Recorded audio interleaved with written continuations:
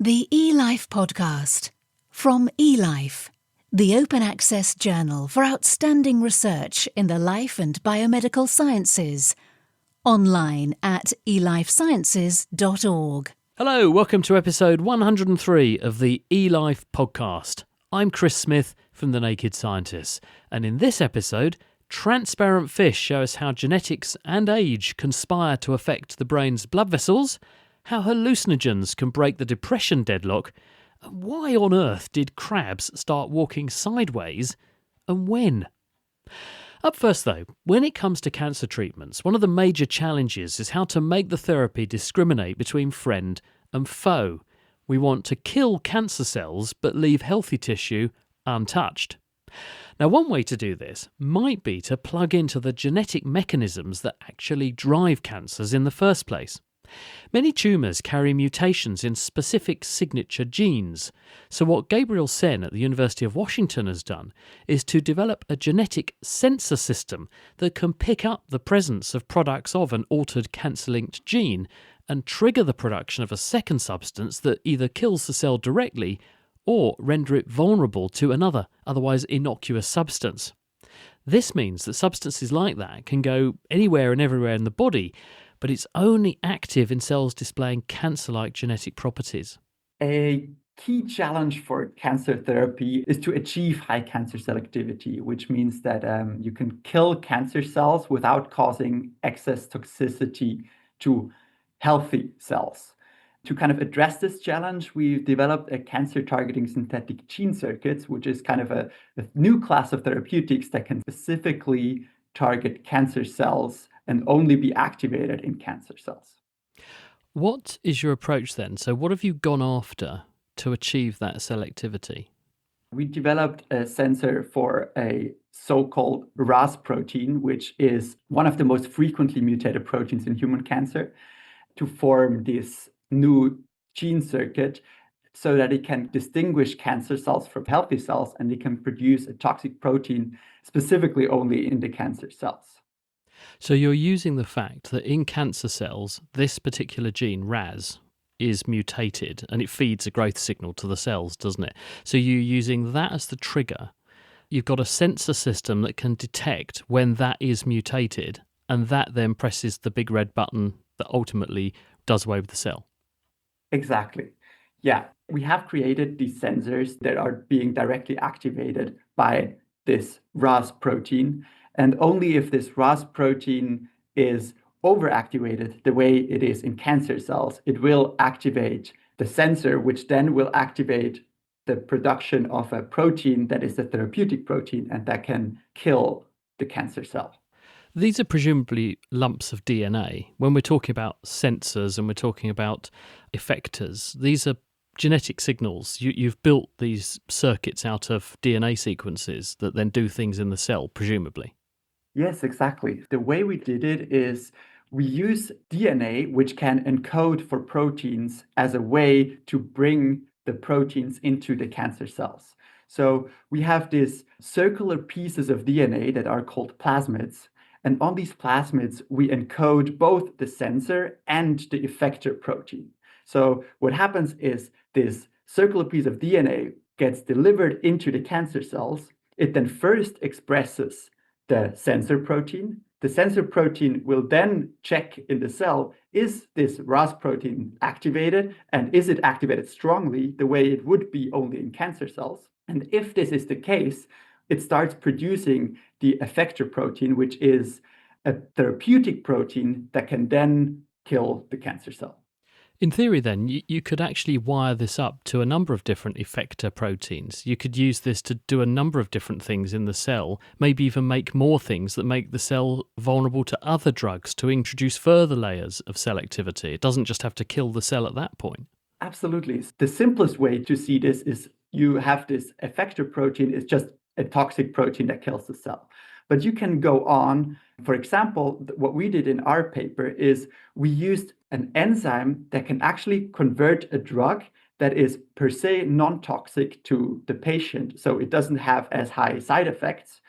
And if the non-toxic drug gets into the cancer cell, and this cancer cell expresses this prodrug converting enzyme, The non-toxic drug gets converted into a toxic drug and then kills specifically the cancer cells only within the cells. But outside of the cancer, the prodrug will keep on being not activated or non-toxic, and this way you will have less of a toxic effect. But then there are also other proteins that you could use. For example, one that I find really promising are proteins that could activate the immune system. So they can actually harness the body's own immune system and its own power to be activated in specific spots where the tumor is present, and then the immune system can destroy the tumor cells, which could add on an additional layer of selectivity as well. How much selectivity are you actually getting, and how have you tested this? Is this cells growing in a dish, or is this test animals with cancers? To set up the system, we actually used human embryonic kidney cells, so-called HEK cells. And these are cells that are a commonly used model system because they are relatively easy to put DNA into these cells. And we expressed either a mutant or a wild type RAS protein in these cells. And then we used these two as our positive and as our negative control to test and develop the sensor. Once we had the sensor developed and we got a clear and strong distinction, we then went on and tested the same system in cancer cells. We tested like 12 different cancer cell lines to investigate if they can actually target and function in cancer cells as well. And does it work? Does it select for the cancer cells and wipe them out? So what we found is that we had significantly higher activation in all the cancer cell lines that had an overactivated RAS or a mutated RAS. So we could see a clearly stronger activation of our circuit in the cancer cell. And what we then went on to is we also tested if they can kill the cancer cells. And we actually managed to see that, that the circuits, if they're connected to an output protein that is this prodrug converting enzyme that I mentioned earlier, it can kill the cancer cells as well. Really clever stuff. Of course, the next step is going to be to translate this from in vitro to in vivo experiments, but it certainly sounds very promising. Gabriel Sen there. A gene called FOXF2 has been linked to cerebral vascular problems, including strokes, although quite how it's involved in the disease process wasn't known. So what Sarah Childs and Faye Graff at the University of Calgary have done to try to learn a bit more was to use gene editing to deplete the number of working copies of the gene in zebrafish.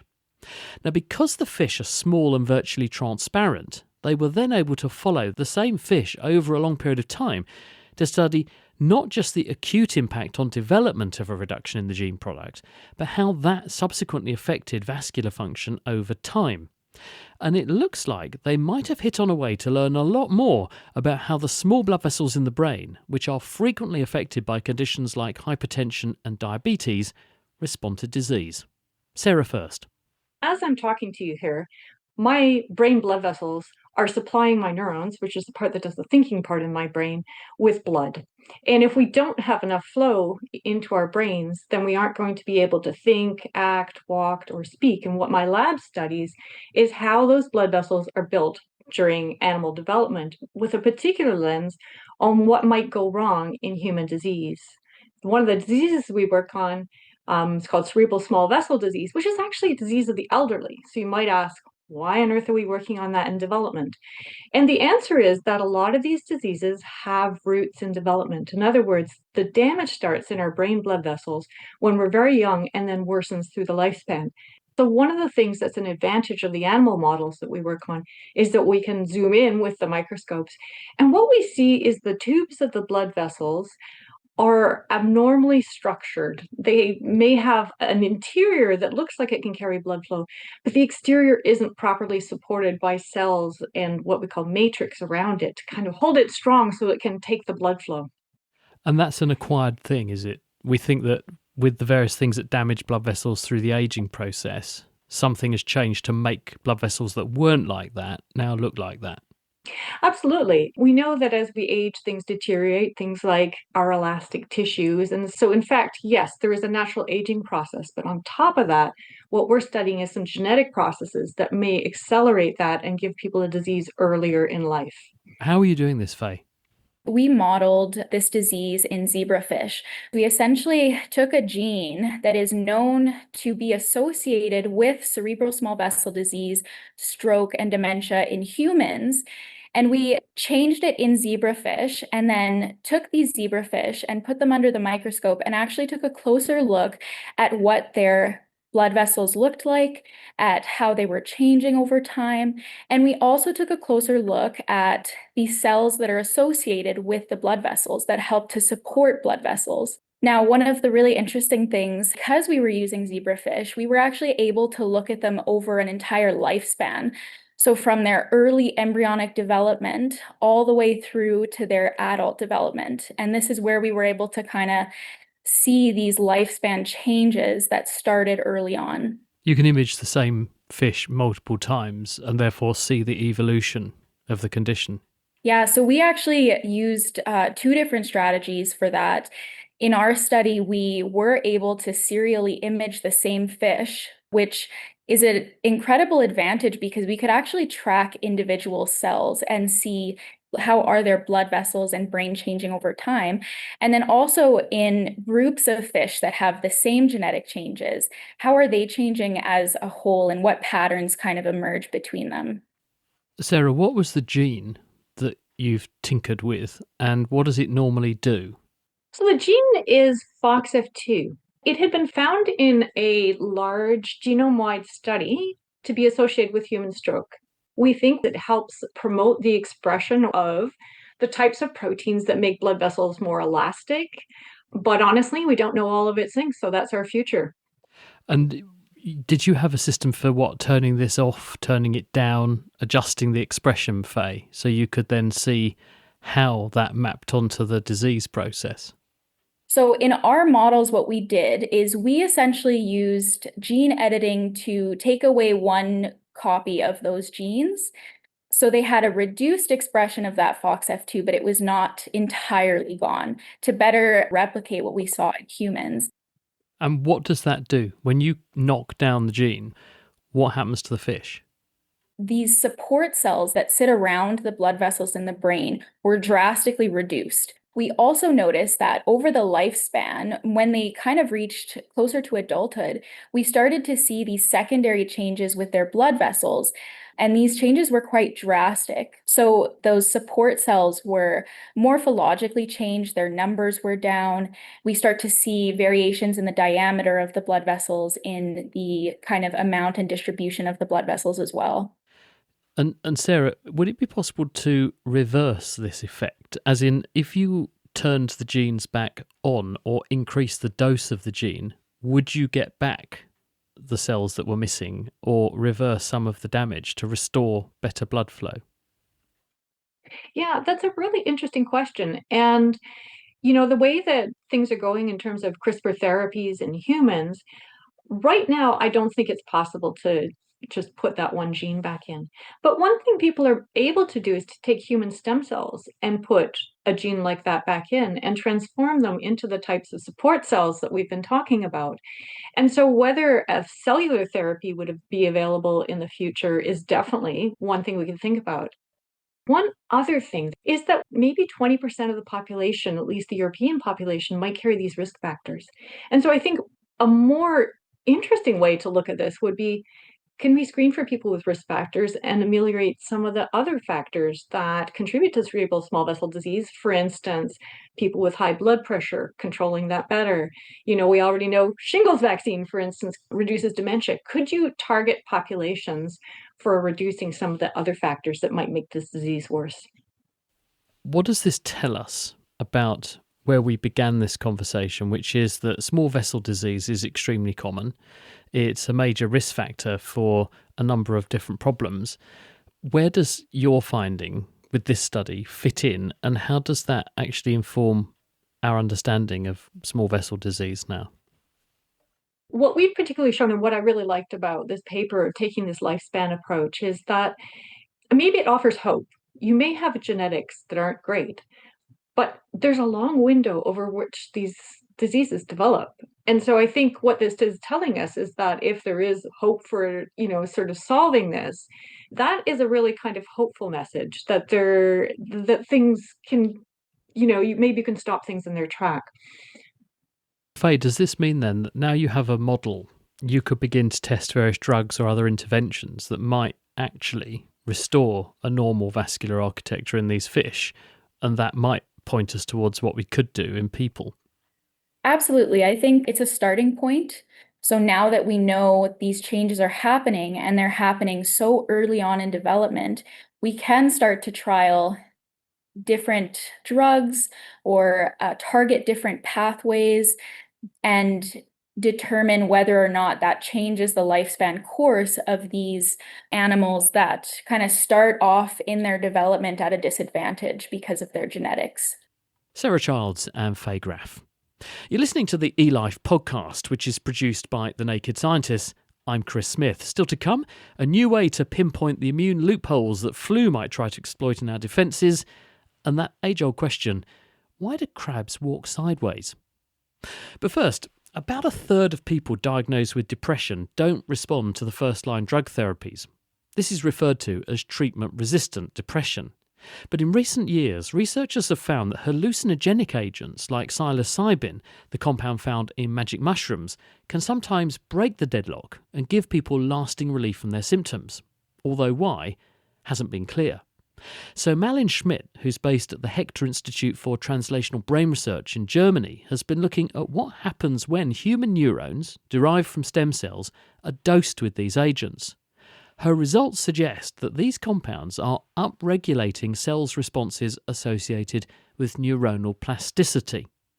Now, this aligns with the clinical hypothesis that hallucinogen treatment might be working by loosening the connections that could otherwise lock in depression, which helps people to think along more positive lines. We have a lot of insights from animal studies, so in vitro studies and behavioral studies, but what was missing so far were the insights from human in vitro studies. So what is happening exactly on human cortical neurons in vitro after the application of psychedelics? And that was the main question, whether we can see some similar effects, whether this is different, whether we can reduce effects in order to find out which pathways are activated. When you say psychedelics, what specifically do you mean? So in general, psychedelics are mind-altering substances, but we are working with psilocin, which is the active metabolite of psilocybin. That is a drug which is part of the so-called magic mushrooms. So these are naturally occurring mushrooms, and they contain psilocybin, and psilocybin is metabolized in the body to psilocin and then enters the brain and has this psychedelic effects.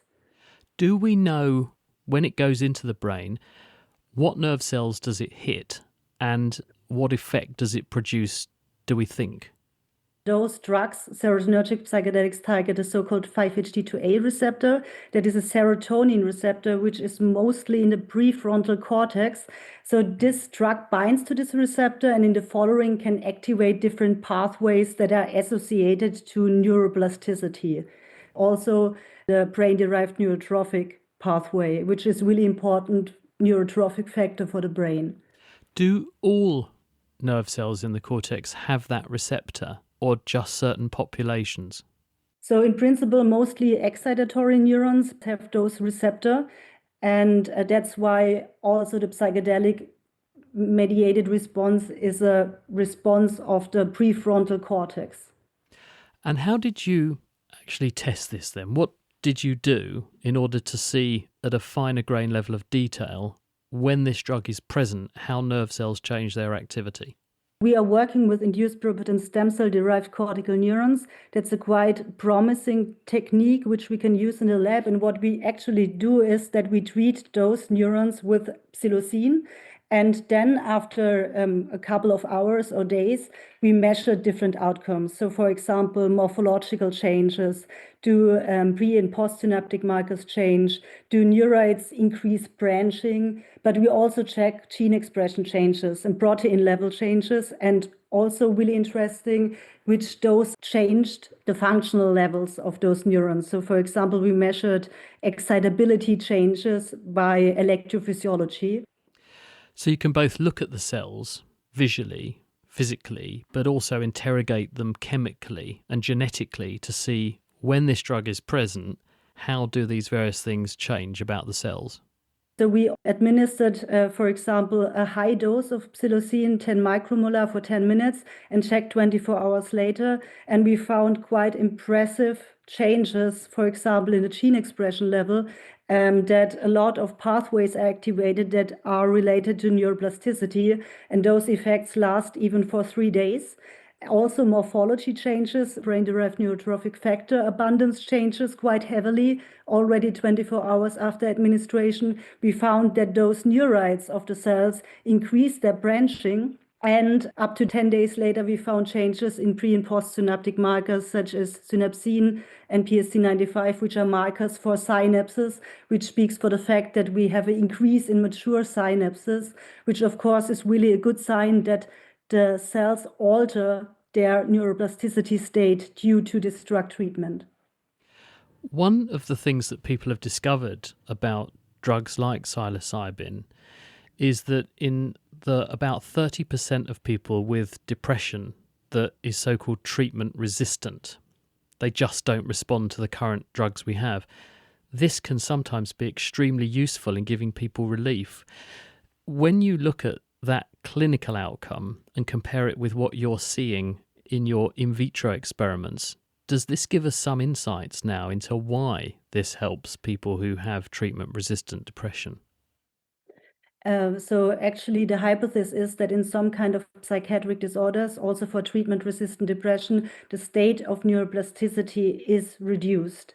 And therefore, it would make sense that such kind of substances, such as psilocybin, which is administered for participants, can change this neuroplasticity state so that we have some kind of resetting and the brain reacts in a kind of a plastic state to those substances, which might explain why those drugs are beneficial for some kind of psychiatric disorders. Do you think that you might be able to use your information from this study to find or pick apart some specific aspects of what the drug is doing that could be used to produce an even more potent response and fewer side effects? Because there will be off-target effects that change behaviour that people might not appreciate as a therapy, but some of the effects will be extremely useful to have. So do you think we can now use this set of results to find what those changes are and therefore find drugs that are even more focused in their action? Yeah, definitely. As you already mentioned, the psychedelic effects are some kind of side effects. It is really tough to apply those drugs to some kind of patient groups. Also, if we think about that patients suffering from Alzheimer's disorder could maybe profit from those kind of drugs, where it might be not beneficial to have this psychedelic outcome. And when we know which targets or which pathways are actually targeted by those drugs, we can, of course, try to find out which are the important steps, which are the important downstream factors, and then might be able to create those kind of drugs in order to have the same effects, neuroplasticity-mediated effects, without a psychedelic response. Malin Schmidt there. There are about 1 billion cases of flu every year, according to the World Health Organization. The virus circulates annually, with its arrival in most geographies coinciding with the winter. And as it spreads, the process of mutation means that it evolves too. This has the effect of changing the appearance of the virus, which makes it harder for our immune systems to keep up. This is one of the reasons why we need to keep getting a new flu vaccine each winter. Those vaccines are made by comparing samples of the circulating viruses with the immune response produced by existing vaccines. If the virus is drifting off target, the vaccine is updated with new strains more representative of what viruses we think will dominate in the forthcoming seasons. The problem is that this doesn't tell us about the actual vulnerability of the population and the gaps in our defences that the virus might try to manoeuvre into to bypass the protection conferred by vaccination. So John Huddleston and Caroline Kakawa from the Fred Hutchinson Cancer Centre have taken a different approach. They've come up with a way to test lots of different viruses against the same patient's antibodies all at once, making mass screening for antigenic loopholes that much easier. There are flu vaccines that people can take that will expose their bodies to what the flu virus looks like, and it will prepare their bodies to attack that virus when they see it. The unfortunate problem with flu viruses is that they change really quickly. So every year there's a different virus for our body to need to recognize. And that's why we need to have new vaccines every year.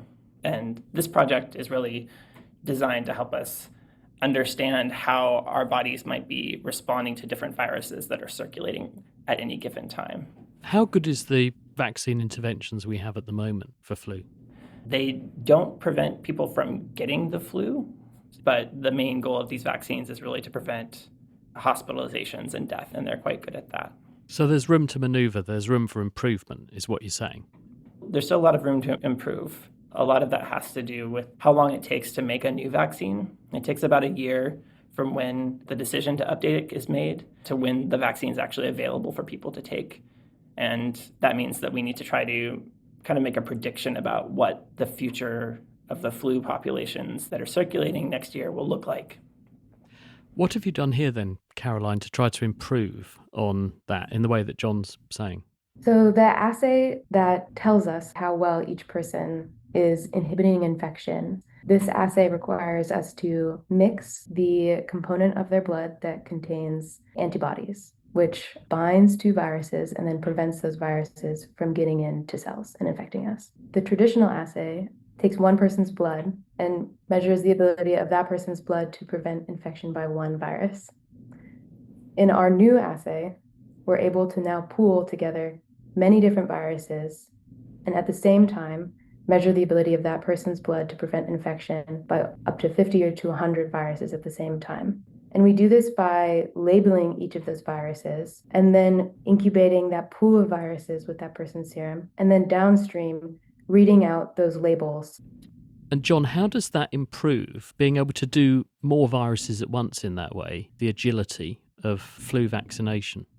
The hardest part of picking a flu vaccine is you have to select a single representative flu virus to go into the vaccine, which means not only do you have to predict a year into the future what's going to happen, but you need to predict basically throwing a single dart at a dartboard that's very far away. And the way that this experiment helps is by giving us many more measurements of what viruses are circulating now and how current humans will respond to those viruses. So what protection do current people have against all of the circulating viruses? The great thing about these measurements is we can see which viruses are escaping most people's existing immunity. So which viruses are less likely to have protection in most people. And those are the viruses that we really want to pick as vaccines, because that will boost our existing protection against flu viruses.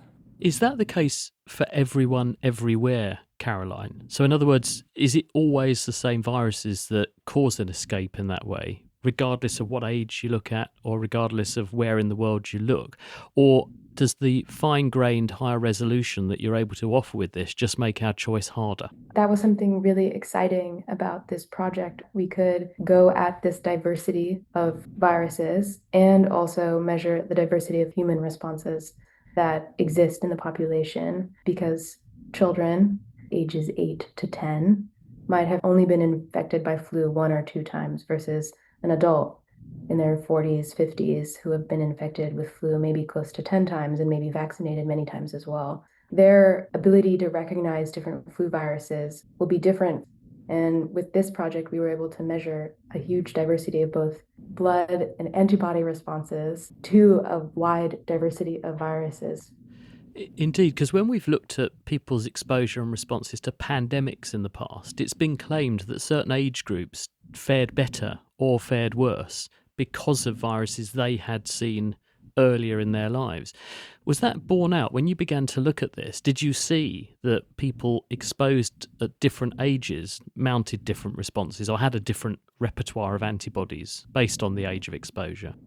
We certainly saw the children were highly variable in their responses to all the different flu strains, whereas the adults tended to be more closely clustered around a certain set of values against each virus. And we also saw, looking at more recent historical strains from the past decade, that very young children, as you might expect, ages 1, 2, or 3, had almost no titers to the oldest strains in our panel versus adults who had been exposed to those strains. So we saw sort of like broad patterns that made sort of intuitive sense to us.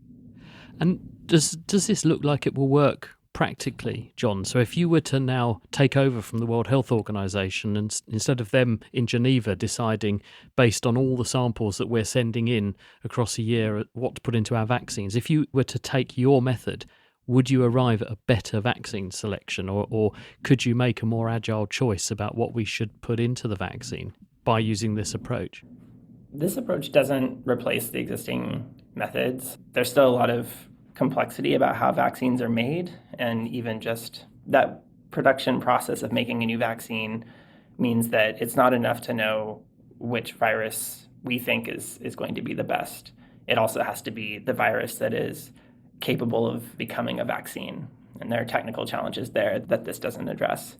What this does give is another valuable set of data points to inform that decision making. So now we have a little bit more insight into what humans walking around in the world, how their bodies are seeing flu viruses. And that information is really valuable. So I definitely see that becoming more important as something that can help inform that vaccine choice. John Huddleston and Caroline Kikawa with an additional weapon against the flu. Now here's a question. When, and for that matter why, did some crabs start walking sideways? In fact, have they always done that, or did they start off moving forwards and backwards and then shift to a sideways approach? And do the crabs that do actually still move forward and backwards do that because they always have, or did they evolve to do that, having originally walked sideways? The answer is that no one knew. So to find out, Nagasaki University's Yuki Kawabata set out to record how 50 different crab species, which he borrowed from beaches, aquaria and even fish markets, move naturally. By looking at the relatedness of the different species to each other and how they walk, his results suggest that sideways locomotion emerged once as a key innovation favoured by natural selection by about 200 million years ago. This sideways walking fed into all crab descendants, but some of them later reverted to walking forwards again. Crabs move sideways. That's a very typical movement styles of the crab. So we are very interested in when this sideways movement starts in the evolutionary history. Do all crabs walk sideways, or do some go forwards and backwards? Actually, some crabs move forwards. Not all of the crabs move sideways. And Yes. what came first? Was it sideways walking that then turns into forward walking? Or do you think that probably, or did you suspect before you did this study, that some crabs or ancestors of crabs were forward and backwards movers that then evolved to move sideways? Which way round did you suspect it might be? So there are common ancestor of crabs and a hermit crab species that's called Meira. We know that it should move forward. So we suspected that sideways movements should have evolved from the forward movers. When we look at evolution, how old are crabs? When did they first appear on the scene? So the first crab appears around more than 250 million years ago. And how did you do this study to try to understand the origins of the sideways locomotion? What we have done is we collected 50 crab species locomotion data. We put one crab into the large tank and then recorded the behavior for 10 minutes. We just calculated whether this one species is moving sideways or forward. And how does that help us to understand, by doing it species by species like that, about the evolution of this behavior? There was recently a lot of works has been going on regarding the phylogeny, so the evolutionary tree of the crabs, and then using that crab tree, and then we collect the behavior data and we integrate it, and we can reconstruct the ancestral state of locomotion. So whether the ancestor of two species, whether they are moving forward or they're moving sideways. Do any of the crabs evolve to move sideways and then evolve to move forwards again? So if you look along the timeline, do you get a crab species that will obviously have been a sideways mover based on its ancestors, but then it re-evolves forward and backward movement? So it's almost like they've regressed back in time against evolution.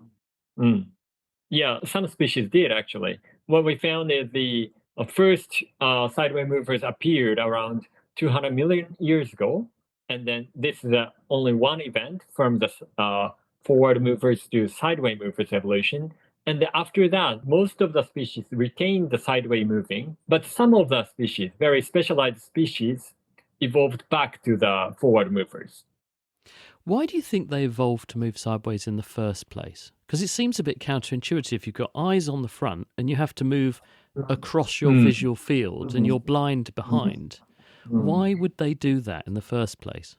That's a very difficult question. And actually, we're working on that right now. We have no clear conclusion about it, but one likely adaptive benefits of having sideways is they can move quickly and also escaping from predators unpredictable by having two directions. So if crabs move forward or the other animals move forward, then it's kind of only one direction it can move. But walking sideways means you can have two favorable directions. And also it is known that it's faster than the walking forward.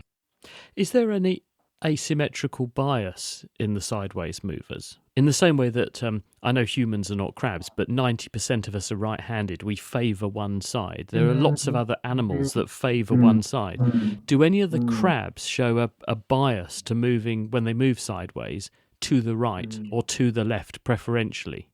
It's an interesting question, but we haven't actually tested. There are very few studies, only some specific crab species that there are left-handed and right-handed crabs, but we haven't actually tested anything about it. It's a really fascinating story, isn't it? Yuki Kawabata there. Well, that is it for this episode. You've been listening to the eLife podcast that's produced by The Naked Scientist. There are previous editions, the references, and also the full text transcripts for these programmes, as well as details on how you can subscribe to this podcast on the off chance that you don't already, over at nakedscientist.com/eLife. And The Naked Scientists also publish a weekly science programme which covers the latest leading science stories, so you can get your dose of science news on that over at nakedscientist.com/podcast. From me, Chris Smith, thank you very much for listening. It's been great to have your company, and see you next time for episode 104. The eLife podcast from eLife, the open access journal for outstanding research in the life and biomedical sciences. Online at elifesciences.org.